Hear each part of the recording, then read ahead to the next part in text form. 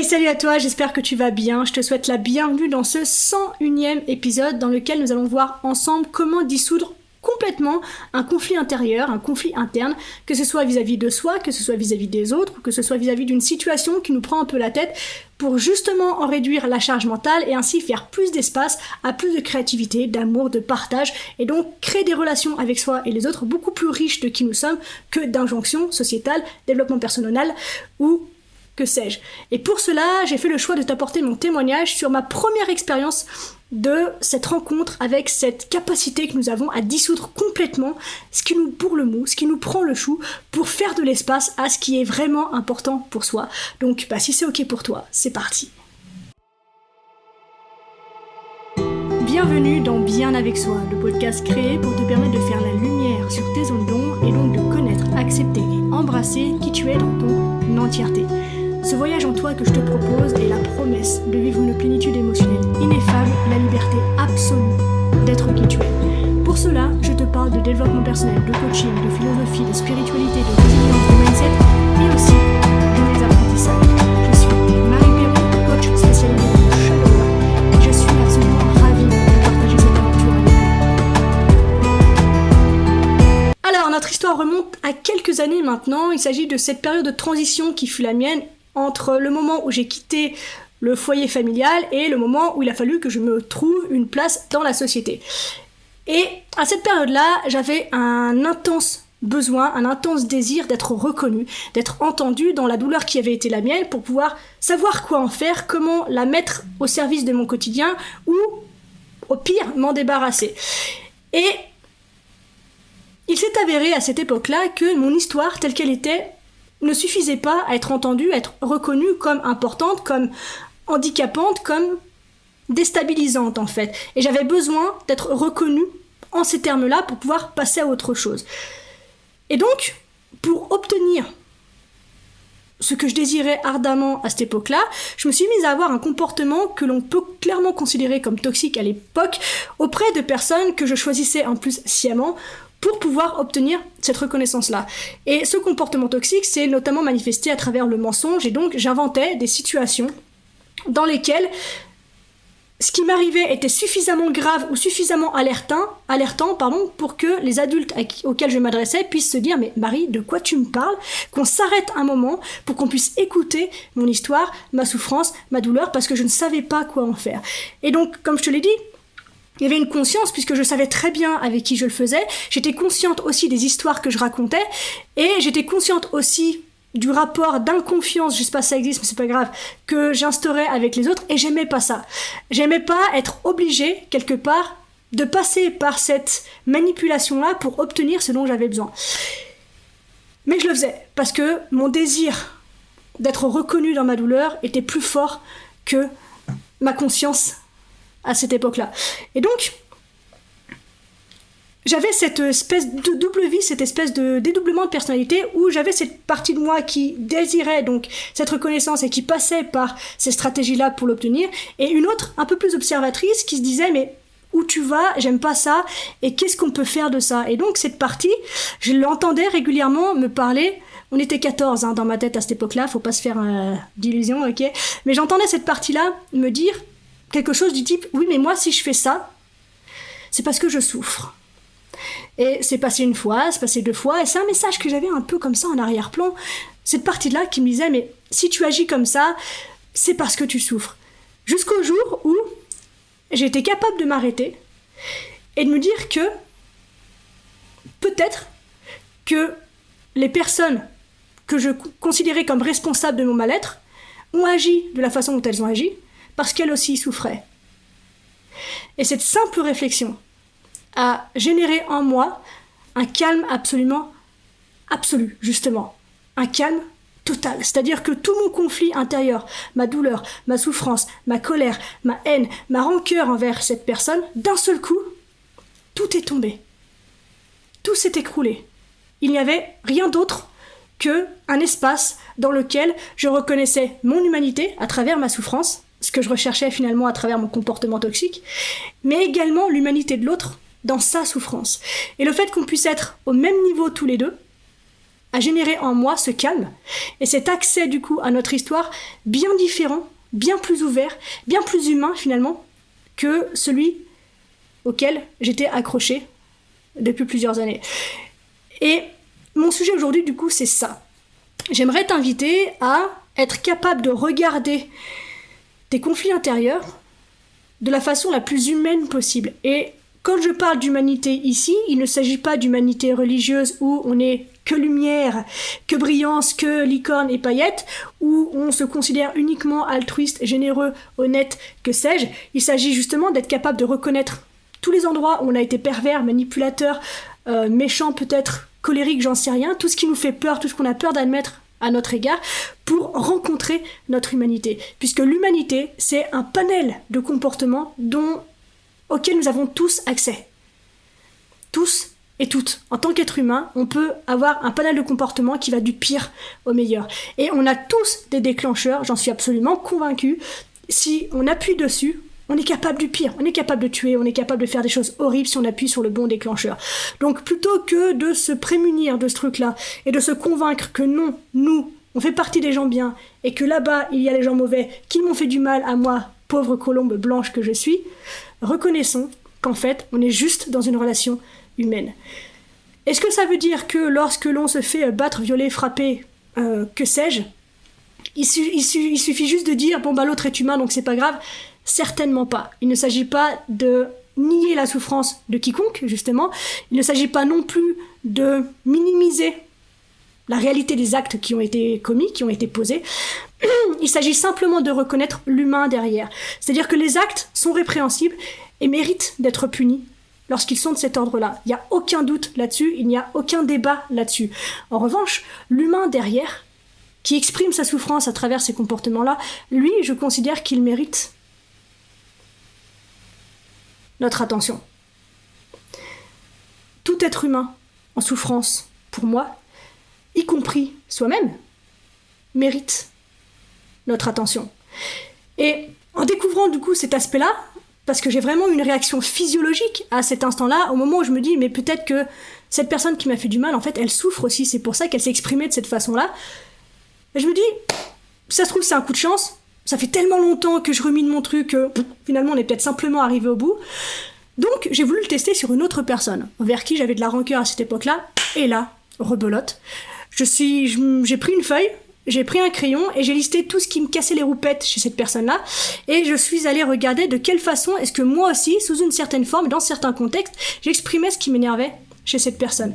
Et là, à nouveau, pareil, au moment où j'ai réalisé que j'exprimais ces traits de caractère au même degré que la personne envers qui j'avais de la rancœur, à nouveau, ce calme absolu, physiologique, s'est imposé et à mesure que j'ai expérimenté ça, à chaque fois, j'arrivais à ce résultat où ce conflit intérieur, cette haine, cette douleur, cette souffrance, s'annihilait complètement pour laisser place à une forme de créativité, à une forme d'amour, de tendresse pour la vie telle qu'elle est.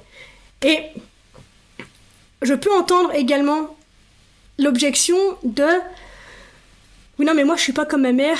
Oui, non, mais moi, je suis pas comme mon père. » Arrête de me comparer en fait à ces personnes-là qui m'ont fait du mal. Je ne suis pas capable de commettre les actes qu'ils ont commis. C'est-à-dire que dans les actes qui ont été douloureux pour moi, il y a eu des rapports non consentis, par exemple. Est-ce que ça veut dire que lorsque je reconnais l'autre en moi, je suis capable ou j'ai déjà violé quelqu'un ? Non. Est-ce que ça veut dire que je viole quelqu'un ? Non plus. Mais je pense qu'il est important d'être capable de discerner le fait de l'histoire qu'on raconte à propos de ce fait. C'est-à-dire qu'il y a le viol, je pense que je vais me faire bannir de YouTube et de Facebook pour avoir dit autant de fois en si peu de temps, mais il y a l'acte de rapport non consenti, et il y a le regard qu'on pose dessus. C'est-à-dire que si on réunit une dizaine de personnes qui ont vécu cet événement-là, chacune va avoir une interprétation différente de ce qu'elle n'a pas apprécié dans cet acte-là. Il y en a pour qui ça va être le rapport au corps, il y en a pour qui ça va être le rapport de pouvoir, il y en a pour qui ça va être le rapport d'humiliation, il y en a pour qui ça va... À chaque fois, chaque situation, aussi commune qu'elle puisse être pour toutes les personnes qui l'ont vécue, reste unique à chacune des personnes qui l'ont vécue. Et donc, c'est cette unicité qu'il est important d'aller travailler et d'aller reconnaître. Et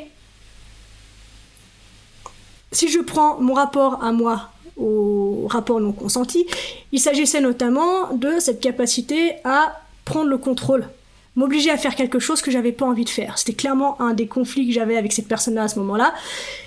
Et donc je suis allée chercher de quelle façon personnelle, spécifique, qui m'appartient, moi aussi de temps en temps, j'oblige quelqu'un à faire quelque chose qu'il ne veut pas faire, par exemple. Donc, ça veut pas dire que j'ai un rapport non consenti avec cette personne, encore une fois qu'on s'entende, mais j'ai une façon de faire, une façon, parfois, d'amener les personnes à faire ce qu'elles n'ont pas envie de faire pour mes propres intérêts. Et encore une fois, on le fait tous. Si ce que je te dis ici te fait tiquer, c'est qu'il y a un espace en toi qui réagit à ce que je dis et qui aimerait surtout pas qu'on mette la loupe un peu dessus. Donc je t'invite à être à l'écoute de ça. Mais voilà, il s'agit donc d'être capable de reconnaître la forme sous laquelle on exprime ce qu'on reproche à l'autre.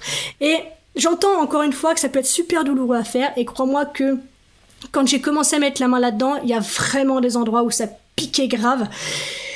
Et aujourd'hui, c'est un protocole que je propose du coup aux personnes que j'accompagne et qui est absolument magique. En fait, il n'y a pas d'autre mot pour exprimer ça, puisqu'il s'agit vraiment de cette reconnaissance de soi, de l'autre, dans ce qu'il est, à l'endroit où on s'est croisé, au moment où on s'est croisé, pour arriver à cette... C'est vraiment ça le mouvement, il y a un espèce de truc qui tombe comme ça.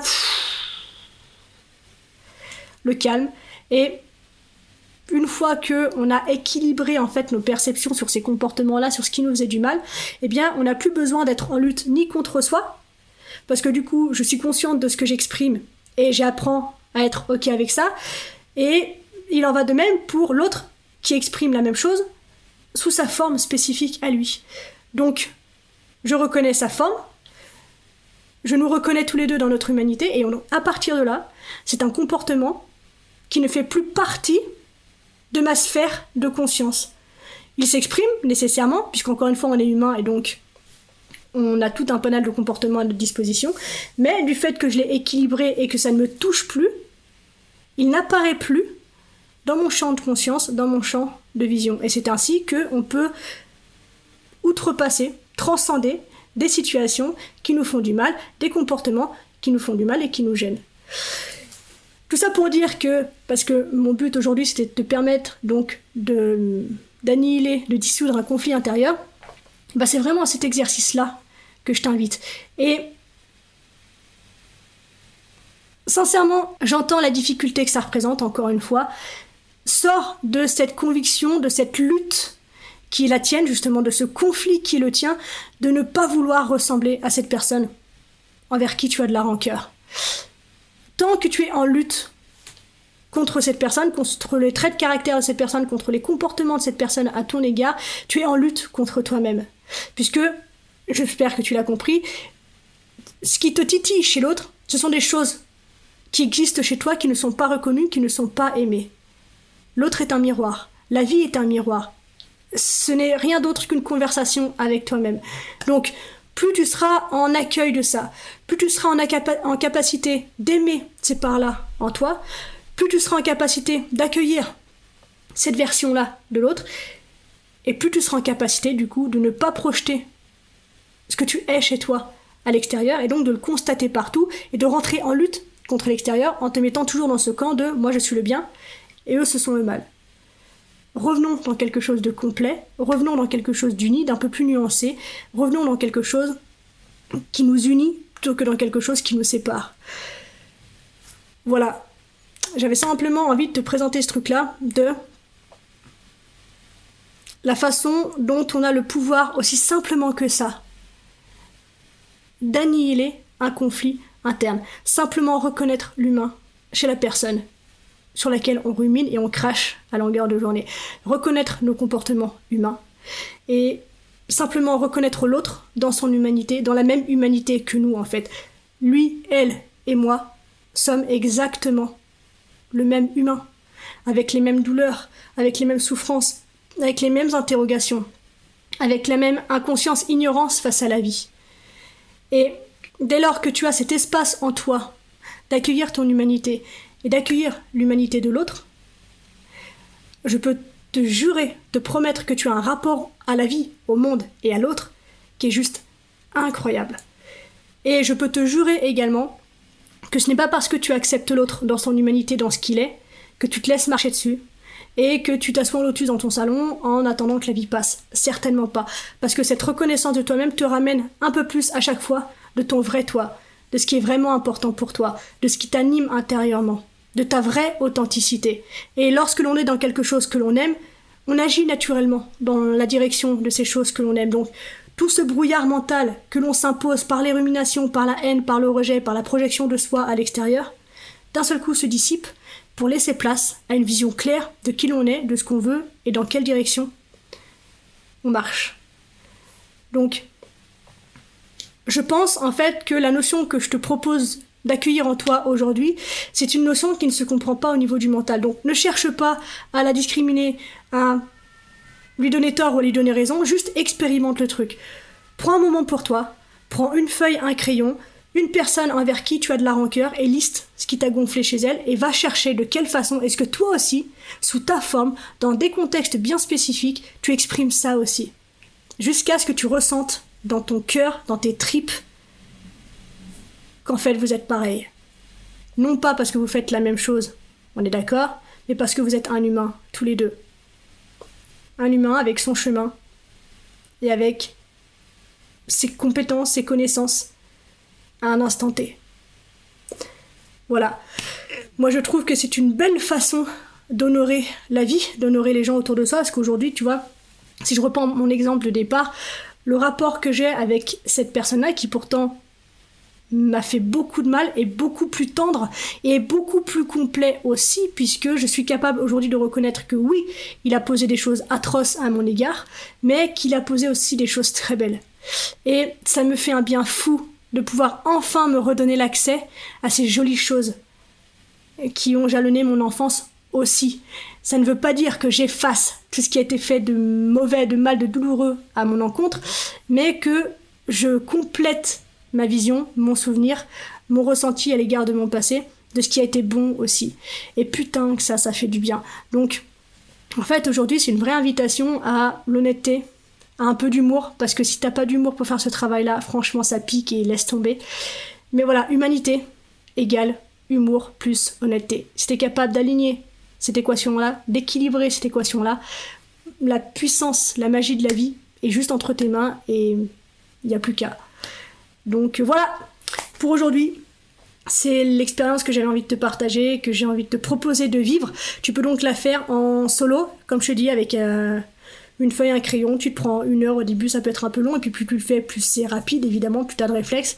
Et voilà, tu prends un moment et fais ce travail vraiment. Et si tout seul c'est trop douloureux pour toi, parce que les comportements auxquels tu fais face auxquels tu te trouves, c'est peut-être plus français comme ça, face auxquels tu te trouves en fait sont trop douloureux pour toi, ou sont trop challengeants, sont trop triggers pour toi, eh bien écoute, n'hésite pas à me contacter, puisque c'est précisément le chemin sur lequel j'accompagne mes clients.